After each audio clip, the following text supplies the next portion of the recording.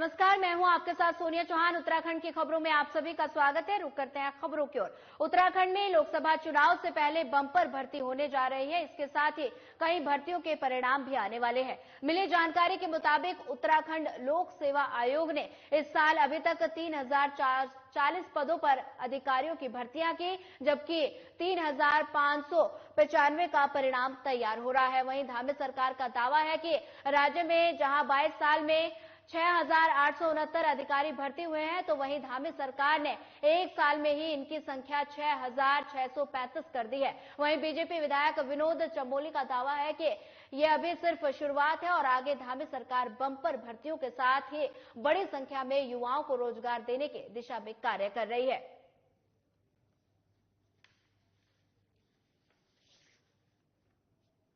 देख रहे हैं, हम लोग लगातार सरकारी नौकरियों में भर्ती की प्रक्रिया चलाए हुए हैं। अभी भी हमने 1300 लोगों को, जिनमें से 200 लोगों को हमने नियुक्ति पत्र नर्सिंग के दिए हैं और लगातार काम हो रहा है। इसके साथ साथ जो इन्वेस्टर समिट हुआ, ये अपने आप में एक बहुत बड़ी उपलब्धि हमारी रही है और बहुत सक्सेसफुल समिट हमारा रहा, जिसमें लगभग 3.5 लाख करोड़ का एमओयू साइन हुए हैं, जिसमें से लगभग 45 लाख करोड़ के एमओयू तो धरातल पर उतरने शुरू हो गए। 45,000 करोड़ के, तो उससे वो आगे बढ़ेगा। तो मेरा मानना, अगर हम 1.5 लाख करोड़ भी इन्वेस्टमेंट यहाँ ले आते हैं तो ये रोजगार की दृष्टि से हमारी एक बहुत बड़ी उपलब्धि होगी, क्योंकि इससे रोजगार जनरेट होगा। तो कहीं ना कहीं हम लोग उस ओर आगे बढ़ रहे हैं। और आप देखेंगे, अभी तो हमने जो हमारा एम्प्लॉयमेंट ऑफिस था, इसको हमने एक एम्प्लॉयमेंट एक्सचेंज टाइप का बना दिया है और पूरी दुनिया में कहां कहां मैन पावर की आवश्यकता है, हम पूरे वर्ल्ड वाइड उसका इस्तेमाल करने वाले अपने बच्चों को नौकरी दिलाने के लिए। इतना बड़ा कदम कभी उठा था क्या? ये हमने उठाया है, इस पर हम लोग काम कर रहे हैं।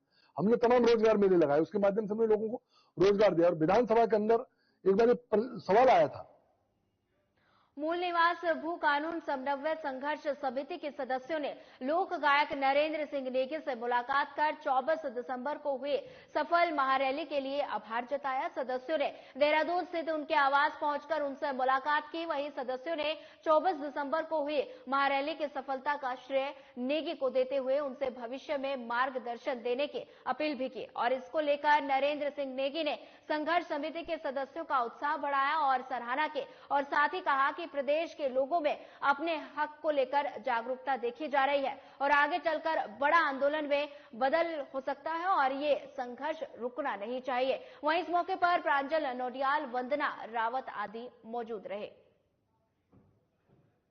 आज नेगीदा के घर पे आए हैं। मूल निवास भू कानून समन्वय संघर्ष समिति की पूरी टीम यहाँ पर पहुंची हुई है। नेगीदा ने एक धैर्य लगाई और 24 दिसंबर को पहाड़ के कोने कोने से, गांव-गांव से लोग सड़कों पर उतर आए अपने स्वाभिमान, अपनी संस्कृति, अपने आत्मसम्मान को बचाने के लिए। तो नेगीदा के आशीर्वाद से, नेगीदा हमारे प्रेरणा है, हमारे अभिभावक हैं। उन्होंने जो एक आह्वान किया, उसके बाद लोगों के अंदर जागरूकता आई। तो हम कोशिश करेंगे कि नेगीदा का जो भरोसा हमारे ऊपर बना है, हम उसको टूटने नहीं देंगे। और जो मुहिम ये शुरू हुई है, इसको मुकाम तक पहुंचाने के लिए हम हर संभव प्रयास करेंगे। तो हम आज नेगीदा का विशेष तौर पे धन्यवाद ज्ञापित करने के लिए यहाँ पर आए हैं और हम उनसे उम्मीद कर रहे हैं कि आपका जो आशीर्वाद है वो सदैव हमारे ऊपर बने रहे, क्योंकि हम आपके बच्चे के समान हम लोग। और हमने एक कोशिश कर रहे हैं कि उत्तराखंड की जो हालत पैदा हो गए हैं, इसमें कुछ ना कुछ तो बदलाव होना चाहिए। भू माफिया इस प्रदेश में आ गए हैं, हमारी सांस्कृतिक पहचान का खतरा हो गया है, हमारे लोगों को नौकरियां नहीं मिल रही हैं, तो बहुत सारे संकट हो गए हैं। तो ये जो मुहिम शुरू हुई है, इसको हम अंजाम तक पहुंचाना चाहते हैं। तो नेगीदा का आशीर्वाद हम चाहेंगे हमेशा हमारे ऊपर बना रहे, ताकि ये लड़ाई आगे भी निरंतर जारी रहे। मैं नेगीदा का विशेष तौर पर धन्यवाद करता हूँ पूरी टीम की ओर से।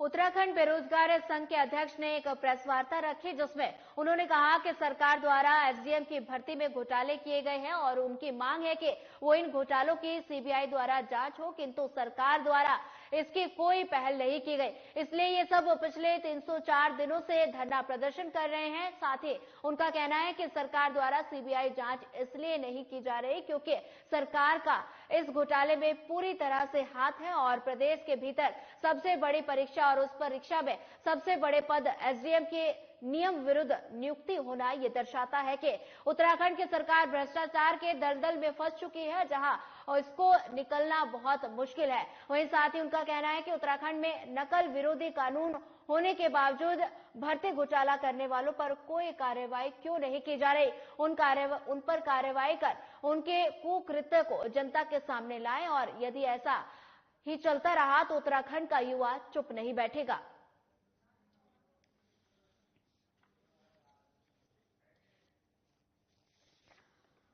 बता दें कि उत्तराखंड बेरोजगार संघ के अध्यक्ष ने एक प्रेस वार्ता रखी, जिसमें उन्होंने कहा कि सरकार द्वारा एसडीएम के भर्ती घोटाले किए गए हैं और उनकी मांग है कि इन घोटालों के सीबीआई द्वारा जांच हो, किंतु सरकार द्वारा इसकी कोई पहल नहीं की गई। इसलिए सब पिछले 304 दिनों से धरना प्रदर्शन कर रहे हैं। साथ ही उनका कहना है कि सरकार द्वारा सीबीआई जांच इसलिए नहीं की जा रही क्योंकि सरकार का इस घोटाले में पूरी तरह से हाथ है और प्रदेश के भीतर सबसे बड़ी परीक्षा और उस परीक्षा में सबसे बड़े पद पर एसडीएम के नियम विरोधी नियुक्तियां होना ये दर्शाता है कि उत्तराखंड की सरकार भ्रष्टाचार के दलदल में फंस चुकी है, यहां तक कि उनसे निकलना मुश्किल है। और वहीं साथ ही उनका कहना है कि उत्तराखंड में नकल विरोधी कानून होने के बावजूद भर्ती घोटाला करने वालों पर कोई कार्रवाई क्यों नहीं की जा रही।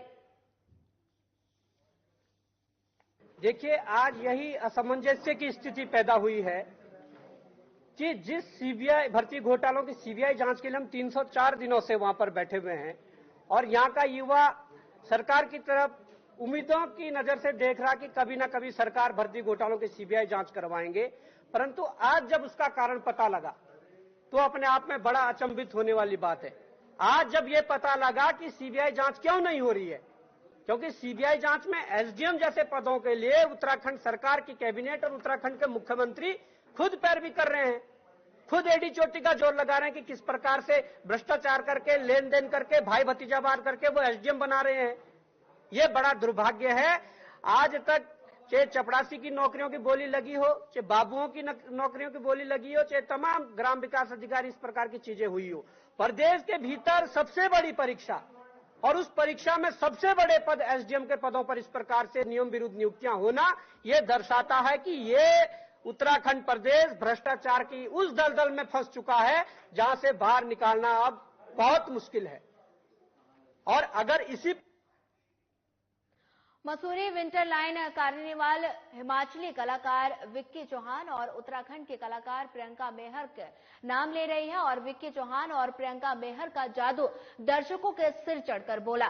गायिका प्रियंका मेहर ने कहा कि मसूरी विंटर लाइन कार्निवल में परफॉर्मेंस करके उनको बड़ा आनंद आया और ये पल उनके लिए यादगार रहा। वहीं हिमाचली गायक विक्की चौहान ने पत्रकारों से बातचीत करते हुए कहा कि मसूरी विंटर लाइन कार्निवाल के भारी भीड़ वाले बीच अपनी प्रस्तुति देने में उनका काफी आनंद आया। वहीं उन्होंने कहा कि पिछले साल भी उनके द्वारा विंटर लाइन कार्निवल में अपनी प्रस्तुति उन्होंने दी थी और उनके लिए ये यादगार पल था। साथ ही उन्होंने कहा कि एक कलाकार को अच्छा लगता है जब उनको उनके चाहने वाले बार बार बुलाते हैं। साथ ही कहा कि कोई भी कलाकार अपने गानों पर बदलाव करें और नई तकनीक इस्तेमाल करें, परंतु जो पारंपरिक गाने हैं उनसे छेड़छाड़ ना किया जाए। बता दें कि मसूरी विंटर लाइन कार्निवाल में हिमाचली कलाकार विक्की चौहान और उत्तराखंड के कलाकार प्रियंका मेहर का नाम ले रही है और विक्की चौहान और प्रियंका मेहर का जादू दर्शकों के सिर पर चढ़कर बोला। गायिका प्रियंका मेहर ने कहा कि मसूरी विंटर लाइन कार्निवल में परफॉर्मेंस करके उनको बड़ा आनंद आया और ये पल उनके लिए काफी यादगार रहा। वहीं हिमाचली गायक विक्की चौहान ने पत्रकारों से बातचीत करते हुए कहा कि मसूरी विंटर लाइन कार्निवाल के भारी भीड़ के बीच अपनी प्रस्तुति देने में उनको काफी आनंद आया और साथ ही उन्होंने कहा कि पिछले साल भी उनके द्वारा विंटर लाइन कार्निवाल में अपनी प्रस्तुति दी गई थी जो उनके लिए काफी यादगार थी। वहीं साथ ही उन्होंने कहा कि एक कलाकार को अच्छा लगता है जब उसको उनके चाहने वाले बार बार बुलाते हैं और साथ ही उन्होंने कलाकारों से अपने गानों में बदलाव करने और ये कहा है और नई तकनीक का इस्तेमाल करें, परंतु पारंपरिक गाने और उनसे छेड़छाड़ ना की जाए। मजा आया और थोड़ा सा लेट हो गया, बट मुझे ऐसा लगता है कि अंत भला तो सब भला। मजा आया और मैं पहली बार मसूरी आई हूँ, मतलब वैसे तो मसूरी आई पर परफॉर्मेंस मैंने पहली बार की है तो मुझे बहुत अच्छा लगा। मैं हमेशा से विंटरलाइन कार्निवल में शो करना चाहती थी, तो इस बार मैं आई और जितने भी लोग देखने आए थे उनका बहुत सपोर्ट रहा, बहुत हल्ला रहा। तो जब ज़्यादा तालियां बजती हैं और लोग इतना सपोर्ट करते हैं तो आर्टिस्ट को भी बहुत मज़ा आता है। तो बहुत मज़ा आया, दोबारा आना चाहूँगी मैं। सभी को बताना चाहती हूँ कि 2024 में मैं उम्मीद कर रही हूँ कि बहुत अच्छा साल होने वाला है मेरे लिए। आई एम मैनिफेस्टिंग, और एक बहुत अच्छी मूवी के लिए मैंने गाना किया है, तो दुआ कीजिएगा आप सभी। जल्दी वो रिलीज होगी और बहुत अच्छे अच्छे गाने, कुछ अलग आपको देखने को मिलेगा।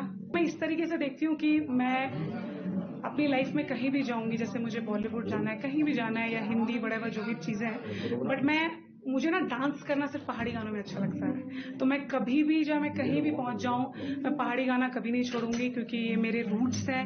मुझे खुद इसमें मजा आता है और मैं अपने उत्तराखंड टाउन हॉल में मजा आ गया उस क्राउड के बीच परफॉर्म करके। पिछले वर्ष भी मैंने यहाँ परफॉर्म किया था, समय थोड़ा कम था, और आज पूरी सांस्कृतिक संध्या का जो लुत्फ मैंने क्या, जो पब्लिक ने उठाया, जो पब्लिक झूमे, जो उन्होंने मजे किए, तो उसमें एक कलाकार को अच्छा लगता है कि जिस चीज के लिए उसको बुलाया गया, जिस कार्यक्रम को उसने प्रस्तुत किया, उसमें उनकी उस पब्लिक ने जो एंजॉय किया, वो सबसे बड़ी खुशी होती है कि नहीं, जो लोग मेरे को सुनने आए थे वो खुश होकर वापस गए, वो खुशी। प्रकृति का नियम परिवर्तन है, समाज में ये चीजें बदलते, परिवेश में जो है ना जरूरी भी है। लेकिन मैं ये जरूर कहूंगा कि आप अगर संगीत की बात करें, पारंपरिक जो गीत है, पुराने जो गीत है, जो हमारे उन लोगों ने गाए हैं, जो आज हमारे लिए धरोहर माने जाते हैं, उनके गीतों के साथ छेड़खानी नहीं होनी चाहिए, बिल्कुल नहीं होनी चाहिए। जो आप नया अपना एक्सपेरिमेंट कीजिए, नए आप गाने गा लीजिए, फिल्मी धुनों पे आप गाने ना बनाइए, पंजाबी धुनों पे आप गाने ना बनाइए, अपने गानों में आप फ्यूजन कीजिए, अपने गानों में आप कोई नई चीजें कीजिए, ऐसे एक्सपेरिमेंट कीजिए जो लोगों को भी अच्छा लगे। लेकिन ये नहीं है कि अगर कोई पुराना गाना जो पॉपुलर हुआ है, जो हमारे बुजुर्गों ने सुना है, हमारे बच्चों ने सुना है और दूसरे लोगों ने सुना, उस पे आप जाके बीच में हु हा ठा ठा करके उसको अपना क्रेडिट लेने की कोशिश करें। वो शायद संस्कृति के साथ भी छेड़खान है, और हमारे कलाकार, जो हमारे पुराने बुजुर्ग ओल्ड कलाकार हैं, जिन्होंने उस संस्कृति को बनाया। विकासनगर में फिर अवैध अतिक्रमण पर प्रशासन का बुलडोजर गर्जा। एसडीएम विकासनगर विनोद कुमार के नेतृत्व में प्रशासन की पूरी टीम मौके पर पहुंची और भारी पुलिस फोर्स की मौजूदगी में संबंधित विभागों की टीम के साथ अवैध कब्जों को हटाने की कार्रवाई शुरू की गई। अवैध कब्जों की जद में आए 2 धार्मिक स्थल, एक मदरसा और एक मंदिर को भी हटा दिया गया। कार्रवाई के वक्त कोई विशेष विरोध देखने को नहीं मिला। वहीं कुछ जनप्रतिनिधियों ने दबे स्वर में ही सही कहा कि 40 सालों से बसे लोगों को सरकार हटाने का काम कर रही है। वहीं दुकानदारों पर भी दुकान टूटने के कारण भरण पोषण का संकट आ गया। वहीं कार्रवाई के पहले सरकार को इनके बारे में जरूर सोचना चाहिए था। विकासनगर में फिर अवैध अतिक्रमण पर प्रशासन का बुलडोजर गर्जा। एसडीएम विकासनगर विनोद कुमार के नेतृत्व में प्रशासन की पूरी टीम मौके पर पहुंची और भारी पुलिस फोर्स की मौजूदगी में संबंधित विभागों की टीम के साथ अवैध कब्जों को हटाने की कार्रवाई शुरू की गई। अवैध कब्जों की जद में आए 2 धार्मिक स्थल, एक मदरसा और एक मंदिर को भी हटा दिया गया। कार्रवाई के वक्त कोई विशेष विरोध देखने को नहीं मिला। वहीं कुछ जनप्रतिनिधियों ने दबे स्वर में ही कहा कि 40 सालों से बस से लोगों को सरकार हटाने का काम कर रही है। यूजेवीएन ने अभी तक इस जगह के बारे में कभी पहले क्लियर किया नहीं, भाई ये हमारी है ना। अभी कुछ दिन से ये किया, और जबकि यूजेवीएन के किसी यूज में भी नहीं है। उनका कहना है कि हमारी 1 मीटर या 1.5 मीटर जगह बता रहे हैं, और इसमें कोई प्रोजेक्ट भी यूजेवीएन का नहीं लगने वाला है। उनके किसी इस्तेमाल की ये जगह नहीं है। और ये जो दुकानदार है, इनका 30-40। उत्तराखंड जल विद्युत निगम को जो आवंटित भूमि है, उस पर कुछ लोगों द्वारा अनधिकृत रूप से कब्जा किया गया था। इसके क्रम में यूजीवीएनएल के द्वारा उनको नोटिस दिए गए थे। नोटिस की अवधि समाप्त होने के बाद आज उनके द्वारा ये ध्वस्तीकरण का कार्य किया गया है। 2024 लोकसभा चुनाव की तैयारियां तेज हो गई हैं। एक बार फिर से उत्तराखंड के 5 सीटों पर हैट्रिक लगाने को लेकर बीजेपी हर स्तर पर तैयारियां कर रही है और यही वजह है कि अब प्रत्येक विधानसभा में पूर्णकालिक विस्तारों की नियुक्ति भी कर दी गई है। और इस संबंध में बीजेपी मीडिया प्रभारी मनवीर सिंह चौहान ने मीडिया से बातचीत करते हुए कहा कि प्रदेश के सभी लोकसभा क्षेत्रों में पहले ही विस्तारकों की नियुक्ति हो चुकी है और बूथ स्तर तक संगठन को मजबूत करने और संगठन का विस्तार करने के उद्देश्य से प्रदेश के सभी 70 विधानसभाओं में पूर्णकालिक विस्तारकों के नियुक्ति की गई। निश्चित ही विस्तारकों से आगामी चुनाव में पार्टी को मजबूती मिलेगी।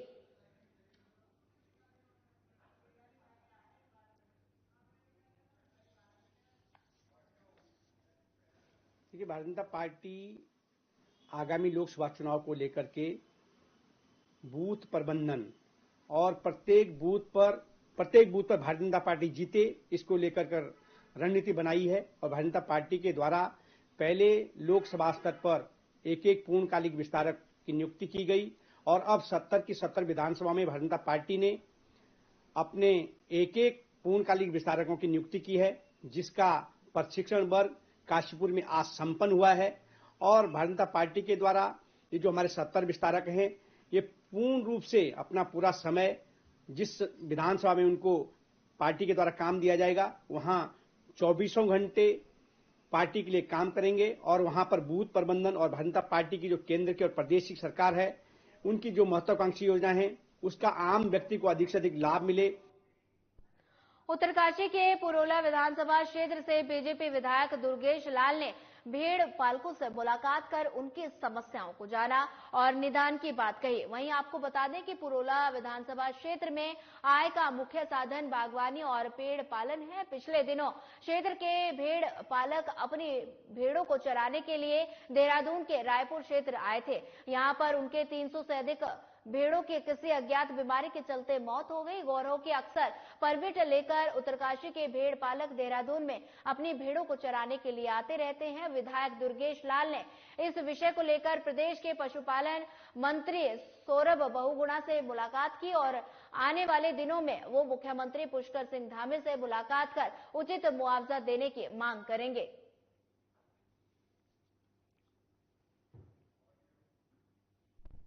एक बहुत बड़ा दुखद विषय है कि मेरी जो विधानसभा खास करके पुरोला विधानसभा, ये एक सीमांत विधानसभा और हम जो है हमारा जो मूल व्यवसाय है भेड़ और पेड़ है और ये एक बहुत बड़ी समस्या आई है। एक अज्ञात बीमारी की वजह से जो मोटी धार में मसूरी के जो देहरादून डिस्ट्रिक्ट के रायपुर ब्लॉक में हमारे जो है जो सर्दियों के मौसम में जो है भेड़ बकरियां चरान चुंगान के लिए आती है, क्योंकि हमारा परमिट जंगल का परमिट होता है यहाँ पे, लेकिन किसी अज्ञात बीमारी की वजह से मोर देन 300 बकरियां जो है मर गई है। पूर्व मुख्यमंत्री हरीश रावत जल्द उत्तराखंड के बेरोजगार युवाओं के मुद्दे को लेकर पैदल यात्रा करेंगे। हरीश रावत ने इसकी जानकारी देते हुए साफ कहा कि उनकी हाल ही में एक्सीडेंट हुआ था और तब से चलने में थोड़ी तकलीफ होती है। हरीश रावत के अनुसार जल्द ही वो इसके तारीख घोषित करेंगे। उनके अनुसार उनकी यात्रा अभी देहरादून में ही होगी और शरीर ने साथ दिया तो प्रदेश के और इलाकों में भी यात्रा करेंगे।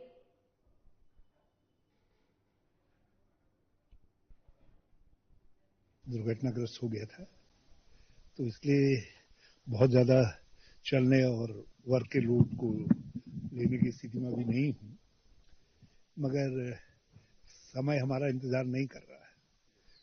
बेरोजगारों का समय भी निकल रहा है, उनके कैरियर का सवाल है। कई परीक्षाएं जिसमें पीसीएस मेन भी है शायद, जिसमें एक साल से ज्यादा का समय।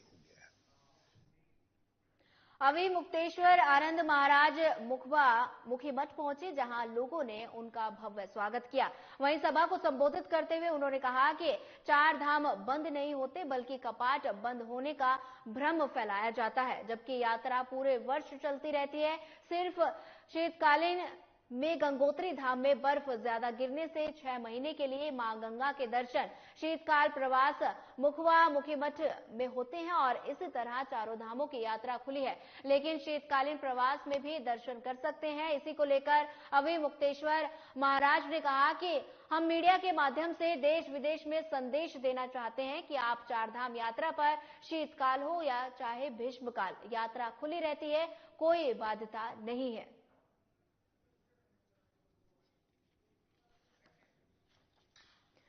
बता दें कि अभी मुक्तेश्वर आनंद महाराज मुखी मठ पहुंचे, जहां लोगों ने उनका भव्य स्वागत किया। वहीं सभा को संबोधित करते हुए उन्होंने कहा कि 4 धाम बंद नहीं होते बल्कि कपाट बंद होने का भ्रम फैलाया जाता है। वहीं जबकि यात्रा पूरे वर्ष चलती रहती है, सिर्फ शीतकालीन में गंगोत्री धाम में बर्फ ज्यादा गिरने से 6 महीने के लिए मां गंगा के दर्शन शीतकाल प्रवास मुखी मठ में होते हैं और इस तरह चारों धामों की यात्रा खुली है, लेकिन शीतकालीन प्रवास में भी दर्शन कर सकते हैं। इसी को लेकर अभिमुक्तेश्वर महाराज ने कहा कि हम मीडिया के माध्यम से देश विदेश में संदेश देना चाहते हैं कि आप चारधाम यात्रा पर शीतकाल हो चाहे ग्रीष्मकाल, यात्रा खुली रहती है और कोई बाध्यता नहीं है।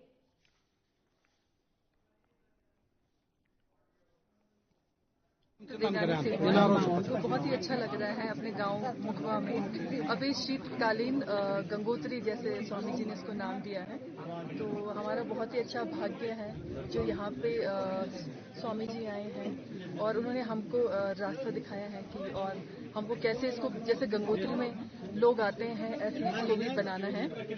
आज बहुत ही सौभाग्यशाली दिन है कि हमारे ज्योतिर्मठ के शंकराचार्य जी हैं यहाँ पधारे और शीतकालीन यात्रा की जो शुरुआत आज से की है। आप समझ लीजिए, महाराज जी ने कहा कि सनातन तो निरंतर है, हमेशा रहेगा और ये यात्रा हमेशा चलती रहेगी, लेकिन लोगों को सबको जागरूक करना है। और महाराज जी ने ये आज कदम उठाया। महाराज जी चारों धाम की यात्रा पे हैं और यहीं से पूजा आज हमने यमुनोत्री में कल की, आज गंगोत्री में आए हैं और यहाँ से पूजा अर्चना करके अब महाराज जी केदारनाथ की जो मुखीमठ जाएंगे और सारे देशवासियों को सनातन को एक संदेश देना चाहते हैं कि आप आए और ये हमारी जो है शीतकालीन की गंगोत्री है, इसमें दर्शन करें।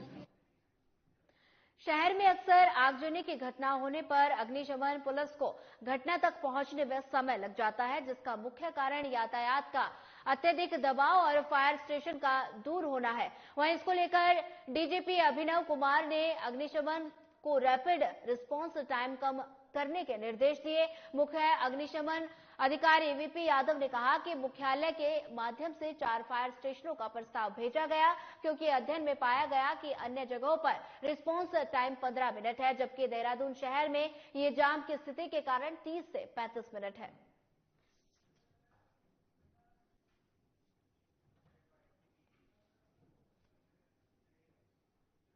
दून अस्पताल में बच्चों के इलाज के लिए आने वाले परिजनों के लिए एक राहत की खबर सामने आई है। आपको बता दें कि 1 साल तक के बच्चों को मुफ्त इलाज की सुविधा दून अस्पताल में मिलने जा रही है। यहां तक के परिजनों को ओपीडी से लेकर भर्ती रहने तक के बच्चे के इलाज का कोई खर्च नहीं देना होगा। यानी जिस तरह से गर्भवती महिला का इलाज, जांच और भर्ती निःशुल्क होती है, उसी तरह 1 साल तक के बच्चे को भी निःशुल्क इलाज सुविधा दून अस्पताल की तरफ से दी गई है।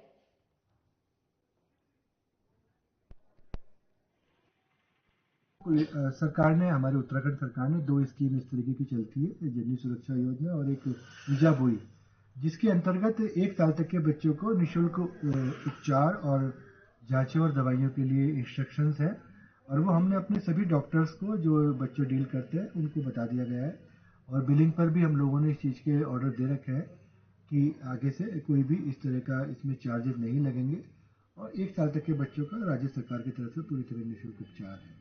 तो आप लोग के माध्यम से अपील है कि आप सभी लोग इस बारे में अवेयर रहें। फिलहाल इस बुलेटिन में इतना ही। ज्यादा खबरों के लिए बने रहिए हमारे साथ। नमस्कार।